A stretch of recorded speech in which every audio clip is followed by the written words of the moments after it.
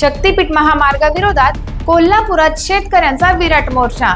रक्त सांडू पण महामार्ग होऊ देणार नाही।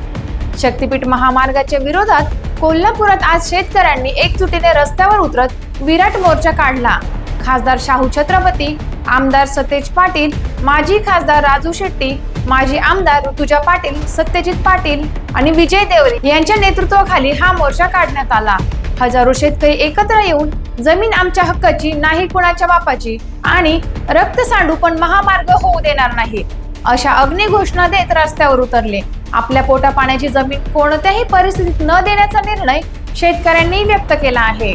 शेतकऱ्यांची भूमिका अशी की शक्तीपीठ महामार्ग हा कोल्हापूर, सातारा, सांगली, सोलापूर या जिल्ह्यातील हजारो एकर सुपीक शेतजमीन शेतकऱ्यांपासून घेतली जाणार आहे। या महामार्गामुळे शेतकऱ्यांचे उदरनिर्वाहाचे एकमेव साधन हिसकावून घेतले जाणार असल्याचे मत शेतकऱ्यांनी व्यक्त केले आहे।